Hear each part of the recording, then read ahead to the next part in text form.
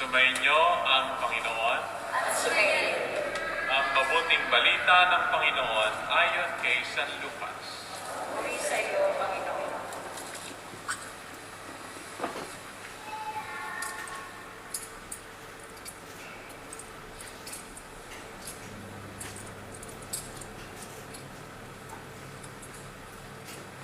Hindi nagtagal at si Maria ay nagmamadaling pumunta sa isang bayan sa kaburulan ng Huda. Pagdating sa bahay ni Zacarias, binati niya si Elizabeth. Nang marinig ni Elizabeth ang bati ni Maria, nagkagalaw ang sanggol sa kanyang tiyan. Napuspos ng Espiritu Santo si Elizabeth at buong galak na sinabi, "Pinagpala ka sa mga babae, at pinagpala rin ang dinadala mo sa iyong sinapupunan. Sino ako upang dalawin ng ina ng aking Panginoon? Sapagkat pagkarinig ko ng iyong bati, ay nagagalaw sa tuwa ang sanggol sa aking tiyan. Mapalad ka, sapagkat nanalig kang matutupad ang ipinasabi sa iyo ng Panginoon." Ang mabuting balita ng Panginoon. Pinupuri ka namin, Panginoong Yesu Cristo. Magandang gabi po, mga kapatid. Punong-puno tayo ngayon. Magpapatuloy po natin ang ating pagninilay sa ating pananampalataya. At kung inyo pong sinusundan, ano na po ang ating pagninilayan ngayon?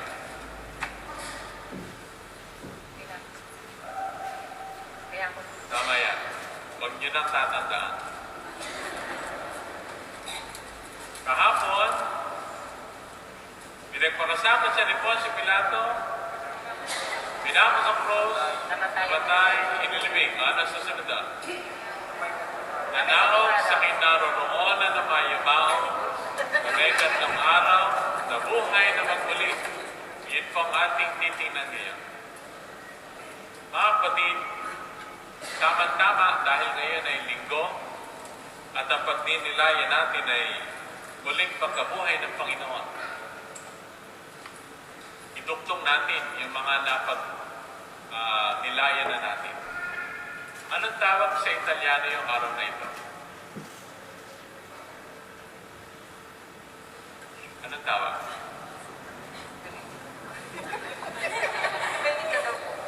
Tama. Domenica ngayon, di ba? Domenica. Sa salitang Latin, ang Panginoon ay Dominus. Dito nang galing yung salitang Domenica, Panginoon. Bakit sa araw ng linggo, ang tinawag ay Domenica? Dahil sa araw ng linggo, ang Panginoon ay muling nabuhay. Kaya napakahalaga ng araw ng linggo. Dahil ang linggo ay ang araw ng Panginoon. At kung titingnan pa natin yung ating pinagnilayan ng nakaraan, kapag tinawag ang Panginoon ng Panginoon, Dominus, Kyrie, ano ang nakakahulugan nun? Na si Jesus ay tunay na Diyos. Kaya matapos na siya ay magsakripisyo, siya ay ipako sa krus at mamatay, sa ikatlong araw siya muling nabuhay. Ibig sabihin, siya nga ay tunay na Diyos dahil ang lahat ng tao ay sinisilang. Pero hindi lahat ng namatay ay muling nabubuhay. Natatangi si Jesus na nakaranas ng resurrection. Siguro sasabihin ng iba, Father, di ba si Lazaro nabuhay? Di ba maraming binuhay ang Panginoon? Hindi po resurrection ang tawag doon. Ang tawag doon ay resuscitation lamang. Bakit? Dahil matapos na sila'y buhay ng Panginoon, namatay uli sila. Pero ang Panginoon, nung muling nabuhay, ay nanatiling buhay dahil siya ay tunay na Diyos. Kaya tingnan natin, siya ay nanaog sa kinaroroonan ng yuma. Sa Ingles ay, He descended into the dead. Sa ibang salin, He descended into hell. Ngayon, maaaring naguguluhan kayo, bakit ginagamit yung salitang hell? He descended into hell. Pumunta siya sa impyerno. Bakit? Mga kapatid, ang salitang hell, hindi po iyon yung lugar ni Satanas sa konteksto ng panalangin na sumasampalataya. Ang ibig sabihin lamang nun ay, iyon ay lugar na hindi pa nakikita ang Diyos. Iyon ang lugar kung saan hindi pa nakikita ang Diyos. Eh bakit siya pumunta sa kinaroroonan ng mga yuma? Para sunduin yung mga unang namatay sa Kanya. Yung mga matutuwid, halimbawa, sina Abraham, sina Moises, sila Elias, ang lahat ng mga matutuwid ay hindi pwedeng pumasok sa langit kaagad. Halimbawa, si Elias, nung siya'y namatay, si Moises, nung siya'y namatay, si Joshua, nung siya'y namatay. Yung kanyang lola, si Santa Ana, yung kanyang lolo, si San Joaquin, nung sila'y namatay, hindi pwedeng umakyat kaagad sa langit. Bakit? Dahil ang langit ay nagsara dahil sa kasalanan ng tao. At sino lamang ang pwede magbukas ng langit na nagsara? Si Jesus. Kaya nga tayo ay kanyang iniligtas. Kaya anong nangyari? Yung mga yumaon na matutuwid ay nahandoon muna sa kanilang lugar. Sheol ang tawag ko. Kumbaga sa atin waiting area. Nandun sila sa waiting area. Matutuwid sila pero hindi pa nila nakikita ang Diyos. Kaya si Jesus, bago siya muling nabuhay, siya ay umaroon sa kinaroroonan ng mga yuma upang yung mga matuwid ay isama na sa langit. Iyon ang kahulugan nun. At kailan sa liturhiya natin ginugunita ang pagparoon ni Jesus sa kinaroroonan ng mga yuma. Sa buong taon, anong araw yun? Sa 365 days, anong araw natin ginugunita yung pagpanahon ni Kristo sa kinaroroonan ng mga yuma? Anong araw po? Iyon ay Sabado. Madali lang naman. Linggo na buhay, Biyernes na matay. Eh di yung kalagitnaan, Sabado. Sabado, bago mag-Sabado de Gloria. Iyon po ang ginugunita natin. Si Jesus ay pumanahog sa kinaroroonan ng mga iba. Nang may ikatlong araw, siya na buhay na magbalik. Sasabihin ng iba, Father, anong ikatlong araw? Nabuhay ng namatay ng Biyernes. Biyernes, Sabado, Linggo, Lunes. Di kulang, Father. Ano ibig sabihin? Iba po kasi ang pagbilang ng mga Hudyo sa araw. Unang araw ay yung araw ng Biyernes. Ikalawang araw, Biyernes ng sunset hanggang Sabado ng sunset. At ikatlong araw, Sabado ng sunset hanggang Linggo. Kaya ikatlong araw. Ikatlong araw si Jesus ay nabuhay na magbuli. Mga kapatid, ang pagkabuhay na magbuli ng Panginoon ay malinaw na nagpapahayag na siya ang tunay na Diyos. Ano ang katunayan na siya ay nabuhay na magbuli? Sasabihin ng iba,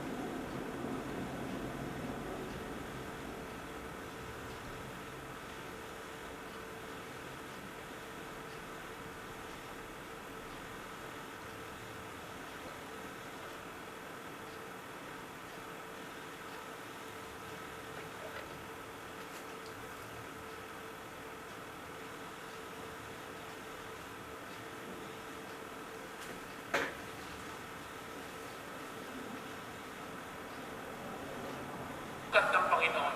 Iyon ang patunay na si Jesus ay muling nabuhay nung siya'y makita ng mga apostol. Yung pagkabuhay ng Panginoon, ito'y nagpapahayag na tunay nga na siya ay makapangyarihan, na siya ang tunay na Diyos. May pagtungtungin natin, mga kapatid, yung kahapon. Di ba kahapon, pinagnilayan natin na nakaka-relate tayo sa Nazareno, nakaka-relate tayo dahil sa hirap natin. Nahihirapan tayo, nagtitiis tayo, nakikita natin ang Nazareno, nahihirapan. Kaya popular sa atin yung debosyon sa Nazareno. Pero ang pananampalatayang Katoliko, pananampalatayang Kristiyano, mga kapatid, hindi natatapos sa estado na ang Panginoon ay namatay. Tayo bilang mga Kristiyano ay naniniwala na si Jesus ay muling nabuhay. Anong kahulugan nun? Ang kahulugan po nito ay ito. Kahit na tayo nahihirapan, kahit na tayo may mga problema, kahit na tayo may pinagdadaanan, hindi ito ang katapusan. Ano ang katapusan? Ang katapusan ay ang muling pagkabuhay. Kaya ang muling pagkabuhay ng Panginoon ang bibigay sa atin ng pag-asa. Pag-asa na ang bandang huli ay tagumpay. Minsan po ay nakarinig ako sa mag-asawa. Yung kanilang sumpaan sa isa't isa, ang sabi nila, I believe in happy ending. If at the moment you are not happy, it is not yet the ending. Ganon din sa atin, mga kapatid. Tayo naniniwala na happy ending ang lahat ang naniniwala sa Panginoon. Happy ending tayo lahat. At kung sa kasalukuyan, hindi pa happy ang ating ending, hindi pa tapos.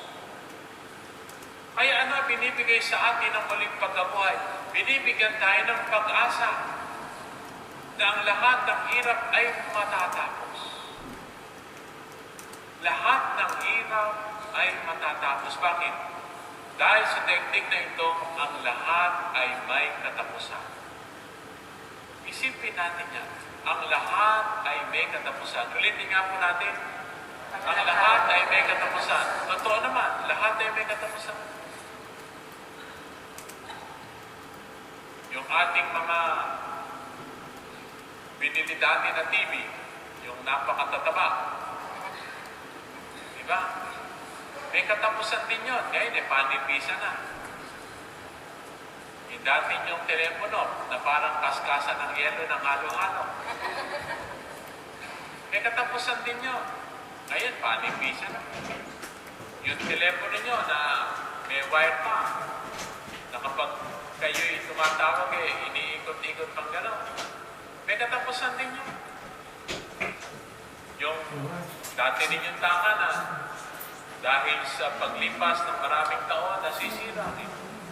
Yung mga damit, matapos ang maraming paggamit, kumukupas din. Kaya ang lahat ng bagay sa daigdig na ito ay natatapos, lumilipas, nawawala rin. Kaya kung ikaw ngayon ay may pinagdadaan ng problema, dahil si Kristo ay muling nabuhay, isipin mo lagi, may pag-asa, matatapos ang problema na yan. Hindi katapusan ang hirap, ang katapusan sa naniniwala kay Kristo ay tagumpay. Kaya kung ikaw ay may problema, isipin mo lagi, matatapos din yan, matatapos din yan, matatapos din yan, matatapos din yan. Kaya kung ang problema mo, yung kapitbahay mo, huwag ka mag-alala, mamamatay din mo. Hindi ko lang alam kung sino mauna sa inyo, pero siya mamamatay, ewan ko kung ikaw rin mauna, hindi ko alam. Pero lahat naman yan may katapusan. Di ba, minsan, iniisip natin, ganito na lang ba buhay, ganito na lang ba ako, hirap na. Sa Panginoong muling nabuhay, may pag-asa. may katapusan ang ating paghihirap. Dahil si Kristo sa kanyang paghihirap, natapos ang hirap, siya'y muling nabuhay. At isipin mo rin, kapag ikaw ay nahihirapan, bukod sa iniisip mo na ang lahat ay may katapusan, hindi ka nag-iisa. Hindi ka nag-iisa. Lahat tayo dito na nasa loob ng simbahan, lahat tayo ay may pinagdadaanan. Lahat tayo may problema. Lahat tayo mayroong kabighatiang tinataglay. Iba-ibang nga ng anyo. Iba-iba ng bigat. Iba-iba ng tagal. Pero lahat tayo meron. Yung nasa harap mo, may problema yan. Yung nasa likod mo, may problema yan. Yung nasa kanan at kaliwa mo, may problema. Sino lang sa atin ang walang problema? Wala. Yung patay lang ang walang problema. Yung patay lang. Lahat tayo may problema, kaya huwag mong isipin na kapag ikaw ay may problema, parang ikaw lang ang pinagtakluban ng langit at lupa. Huwag mong iisipin yun. Dahil lahat tayo mayroong pinagdadaanan.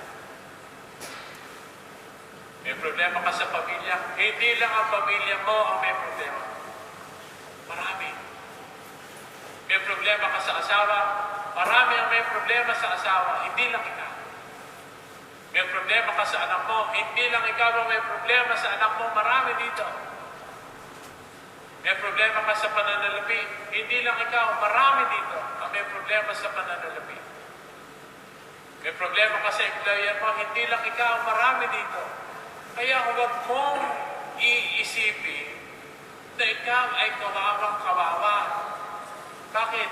Marami kayong kawawa. Marami kayong may problema. At kung alam mo na kayo naman ay marami, bakit ka magmumukmok? Kung alam mo naman na lahat kayo may pinagdadaanan, bakit ka mawawala ng pag-asa? Kapatid, kahanga-hanga yung mga tao na mayroong kakaibang state of mind pagdating sa pagharap ng mga problema. Yung bang sila'y alam mo na may pinagdadaanan pero paisi-isi lang. Bakit? Dahil malinaw sa kanila na hindi naman ito permanente.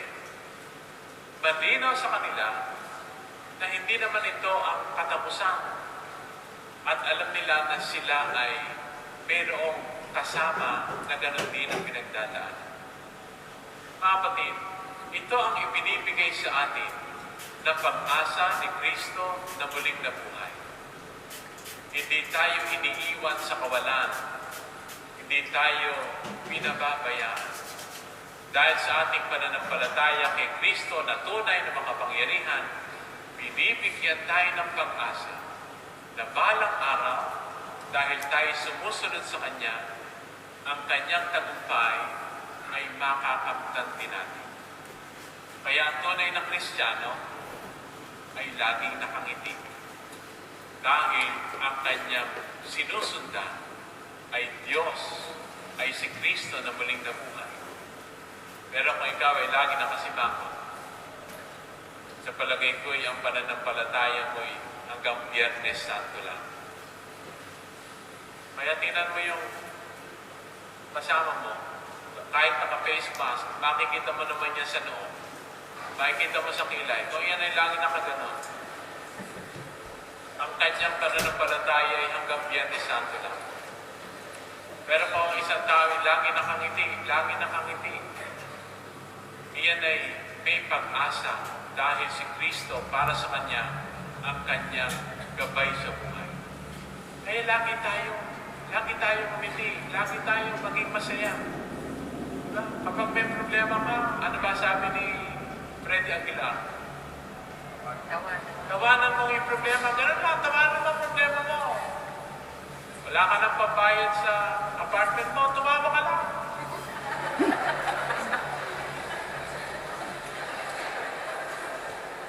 Tapos sasabihin sa inang naniningil, sige, tatawag na ako ng psychologist dito, tatawag na ako. Mga kapatid, totoo, mahirap ang buhay.